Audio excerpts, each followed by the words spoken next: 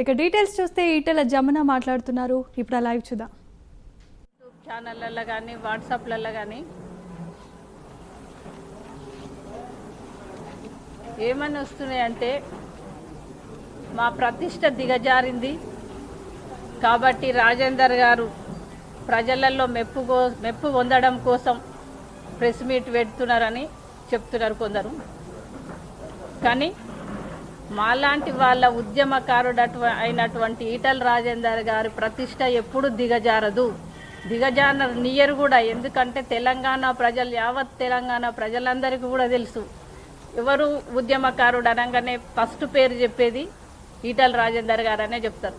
కాబట్టి అట్లాంటి వ్యక్తిని ఇవాళ ప్రతిష్ట దిగజారుతుందనే వాళ్ళ ప్రతిష్ట దిగజారుతుంది కాబట్టి అట్లాంటివి యూట్యూబ్ ఛానళ్ళలో పెడుతున్నారు. కానీ మా ప్రతిష్ట ఎందుకు దిగజారుతుంది? మేమేం తప్పు చేయలే, మేమేం లంగ పనులు చేయలే, ఏం దొంగతనాలు చేయలే.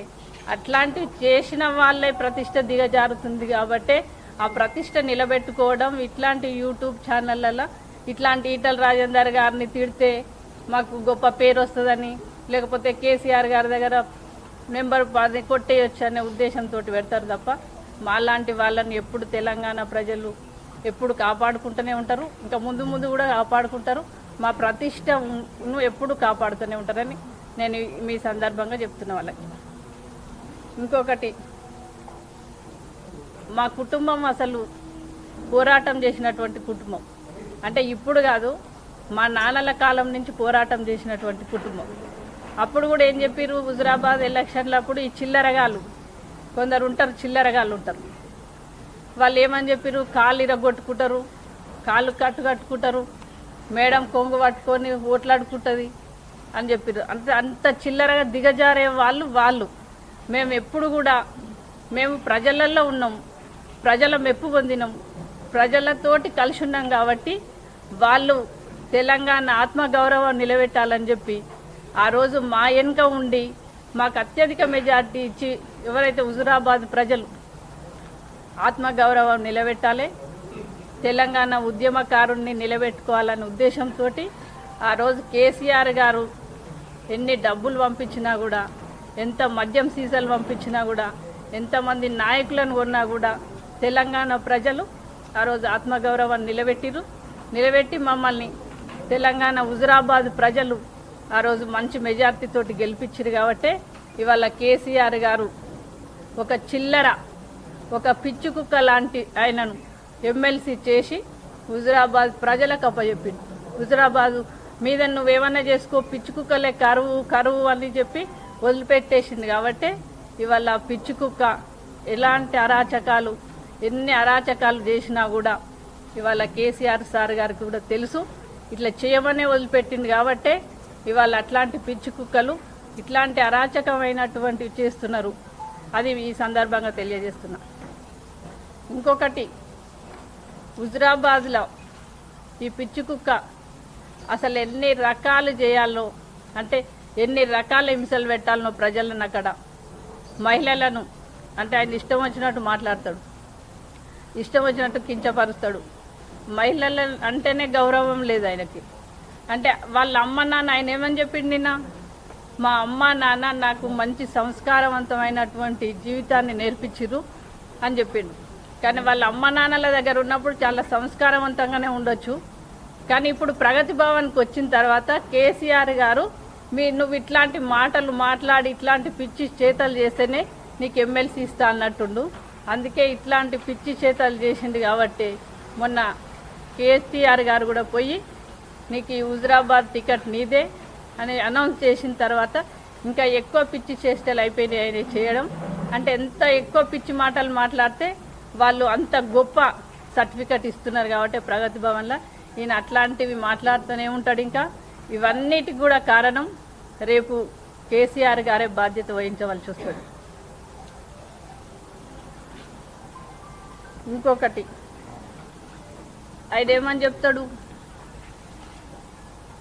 ఛానల్ వాళ్ళు అంటే తెలంగాణ ఎట్లా తెచ్చుకున్నాం మనం, యావత్ తెలంగాణ ప్రజలందరూ కూడా కొట్లాడి ఉద్యమం చేసి 1200 మంది బలిదానాలు చేసుకుంటే తెలంగాణ వచ్చింది.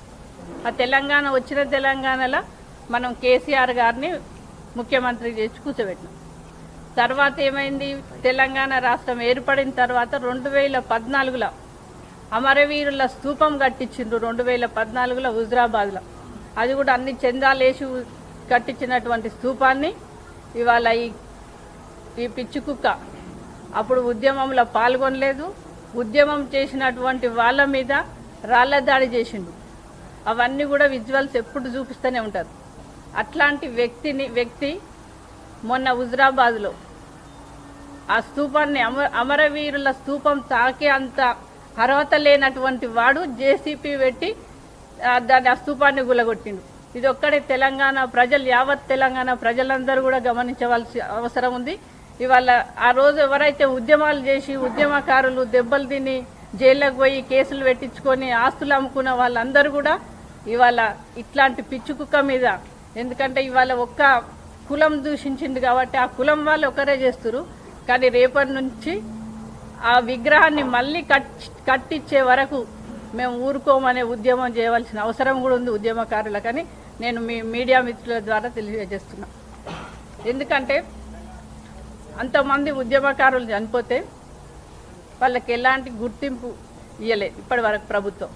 కనీసం అమరవీరుల స్తూపం అన్న కడితే వాళ్ళ ఆత్మకు శాంతి చేకూరుతుందని చెప్పి అమరవీరుల స్తూపం కట్టించి దాని మీద అప్పుడు ఉన్నటువంటి ఎమ్మెల్యే ఈటల రాజేందర్ గారు శిలాఫలకం మీద పేరుంటే ఆ పేరు ఉండొద్దని కేసీఆర్ గారు చెప్పిండ్రు కాబట్టే ఆ ఎమ్మెల్సీ కౌశిక్ రెడ్డి జేసీపీ తోటి కూలగొట్టడం జరిగింది. ఎందుకంటే ఒక ఎమ్మెల్సీ గవర్నమెంట్ సపోర్టు లేకుండా, ముఖ్యమంత్రి సపోర్టు లేకుండా ఏమి చేయలేడు కాబట్టి ఇవాళ అందరూ కూడా, యావత్ తెలంగాణ ప్రజలందరూ కూడా ఇదంతా కేసీఆర్ చేయించిండనే అనుకుంటున్నారు. అది వాస్తవం కూడా. ఎందుకంటే ఒక జేసీపీ తీసుకొచ్చి ఒక అమరవీరుల స్తూపాన్ని, ఈయన నిజంగా కూడా ఉద్యమకారుడు కూడా కాదు, అప్పుడు ఉద్యమం చేసిన వాళ్ళందరినీ కూడా కొట్టించినటువంటి వ్యక్తి ఈయన. మా మీద అక్కస్తోటి ఇవాళ ఎమ్మెల్సీ చేసి హుజరాబాద్ పంపిండు కాబట్టే ఆయనను ఇవాళ బర్తరఫ్ చేయమని మేమందరం కోరుతున్నాం. నేను కోరుతున్నాను. ఎందుకంటే ఉద్యమకారులను గౌరవించినటువంటి వాడు ఇవాళ తెలంగాణ ప్రభుత్వంలో ఎమ్మెల్సీగా ఉండడానికి అర్హత లేదు. ఎందుకంటే ఈ తెలంగాణ ప్రభుత్వం ఏర్పడింది ఉద్యమకారుల ద్వారా. ఏదో కేసీఆర్ సొంతంగా చేసి ఓట్లు తెచ్చుకొని తెలంగాణ రాష్ట్రం సాధించలేదు కాబట్టి యావత్ తెలంగాణ ప్రజలకు హక్కు ఉంటుంది తెలంగాణ ప్రభుత్వం మీద. కాబట్టి ఆయన ఎమ్మెల్సీ నుంచి బర్తరఫ్ చేయమని నేను కోరుతున్నా. ఇంకొకటి ఏంటంటే, ఇప్పుడు కేసీఆర్ గారు ఏం నేర్పిస్తుండో తెలియదు కానీ ఆ ప్రగతి భవన్ల వాళ్లకు ఈ కౌశిక్ రెడ్డి అంటే ఆయన ఇప్పుడు కాదు చేసేది, ఎలక్షన్లప్పటి నుంచి కూడా. మొన్నటికి మొన్న మన గవర్నర్ను కూడా అసలు ఒక మహిళని చూడకుండా కూడా ఆ మహిళను ఎంత అంటే చెడ్డ మాటలు, అంటే మేము నోరుతోటి కూడా చెప్పలేము, అట్లాంటి మాటలు అన్నప్పుడు కూడా ఆ మాట మీద ఏం యాక్షన్ తీసుకోలే. కేటీఆర్ గారు తీసుకోకపోగా కేటీఆర్ గారు ఆ మాట అన్న తర్వాతనే హుజరాబాద్ తీసుకెళ్ళి ఒక మీటింగ్ ఏర్పాటు చేసి ఆ ఎమ్మెల్సీ కౌశిక్ రెడ్డి అంటే ఆయనను, నువ్వే ఈ హుజరాబాద్కు నెక్స్ట్ నీకే ఎమ్మెల్యే టికెట్ ఇస్తా, నువ్వు ఈ హుజరాబాద్లో ఏమన్నా చేసుకోపో అని చెప్పిండు మొత్తం ఓపెన్గా మీటింగ్లని. అంటే వీళ్ళు ఇప్పుడు ఏం చేస్తున్నారంటే, ఎవరైతే మహిళల మీద ఎక్కువ మాట్లాడి ఎక్కువ విమర్శించి ఎక్కువ బూతు మాటలు తిట్టిన వాళ్ళనే ఇప్పుడు ఉన్నటువంటి ప్రభుత్వం కేసీఆర్ గారు వాళ్ళకి గోల్డ్ మెడల్ ఇస్తుండ్రేమో అని ఇప్పుడు ఉన్నటువంటి తెలంగాణ మహిళలందరూ కూడా అనుకుంటున్నారు. కొంచెం మాట్లాడుతున్నారు.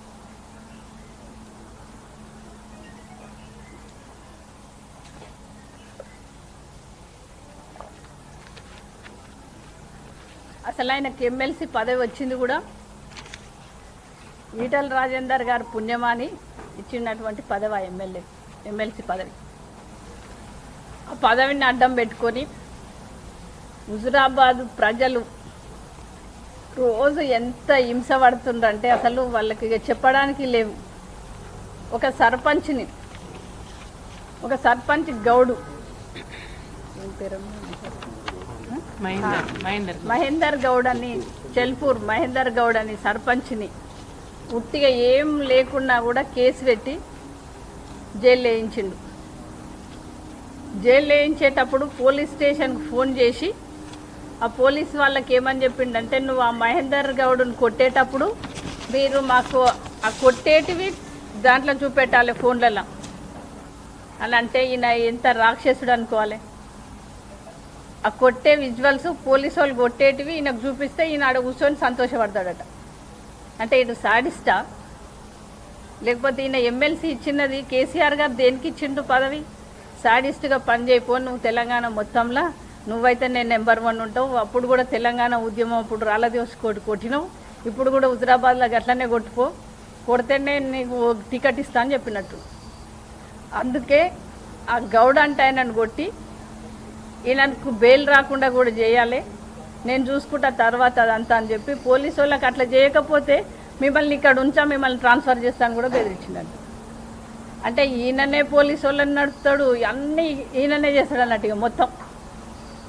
లాస్ట్కి ఎట్లయిందంటే ఉట్టి ఎమ్మెల్సీ ఆయననే అక్కడ మొత్తం ప్రభుత్వాన్ని ఏర్పాటు నడుపుతున్నట్టుంది. ఏ ఆఫీస్కి ఫోన్ చేసినా కూడా కౌశిక్ రెడ్డికి ఫోన్ చేయరంటారట ఆఫీసర్లు. ఒక కేసు పెడతాందుకు పోతే కూడా కౌశిక్ రెడ్డి చెప్తేనే కేసు చేస్తామంటారట పోలీసులు.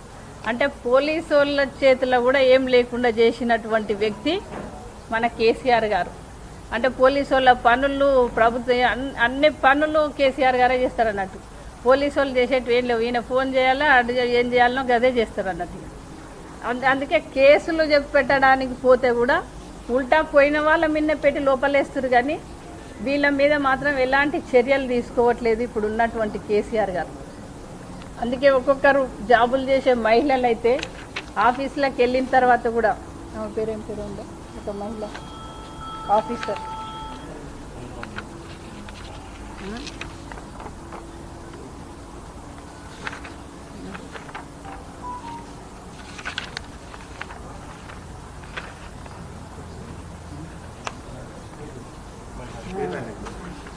ఒక పంచాయతీ సెక్రటరీని ఏమని మాట్లాడితే ఫోన్ చేస్తే యూజ్లెస్ ఫెలో అని మాట్లాడింది.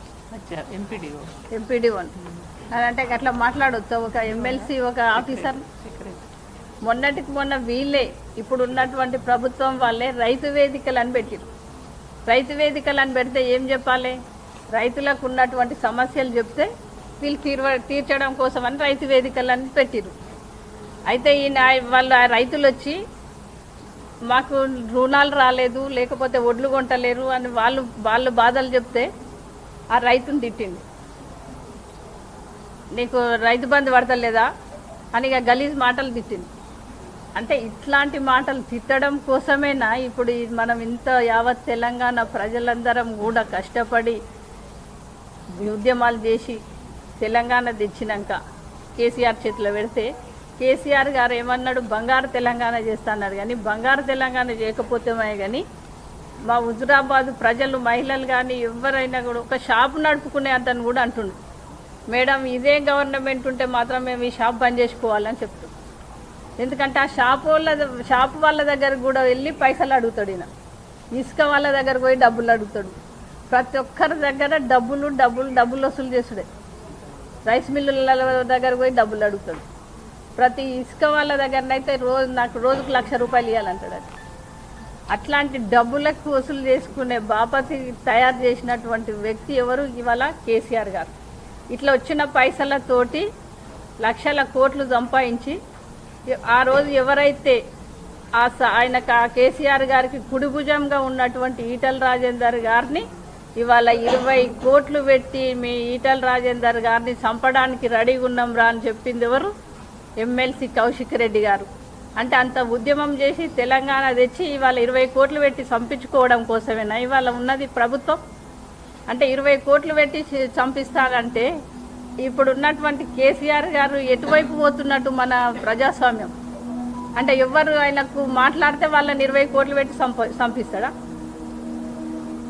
ఆ రోజు ఇట్లాంటి సంపితం బెదిరితాం అని అంటే బెదిరేటోళ్ళం ఏం కాదు. ఆ రోజు ఉద్యమం చేసేటప్పుడే మమ్మల్ని నయం అట్లాంటి వాళ్ళు ఫోన్లు చేసి నిన్ను చంపేస్తాం, నువ్వు రేపు ఉండనే ఉండవు అని బెదిరించినాడే మేము భయపడకుండా ఉద్యమం చేసి మేము తెలంగాణ కాజు కోసం ఉన్న వాళ్ళం, ఏదైతే అదవుతుందని ఉద్యమం చేసినటువంటి వ్యక్తులం మేము.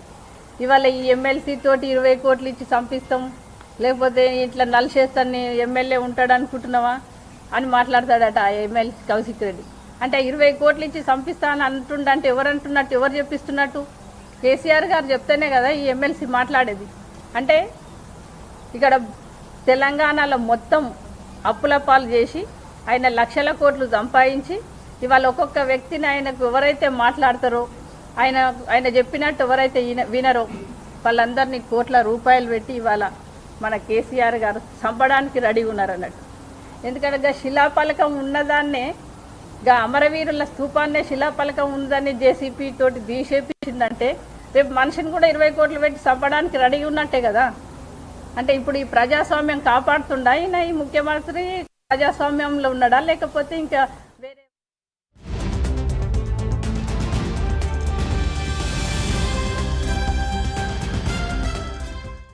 ఇప్పుడు మమ్మల్ని ఒకవేళ 20 కోట్లు పెట్టి చంపిస్తాడేమో కానీ ఆయనను రేపు మాత్రం తెలంగాణ ప్రజలందరూ 2023లో ప్రజలకు 20 కోట్లు అవసరం లేదు. ఎందుకంటే 1 కోటి 1,00,000 రూపాయలు కూడా లేవు తెలంగాణ ప్రజల దగ్గర, ఒక్కొక్కరి దగ్గర.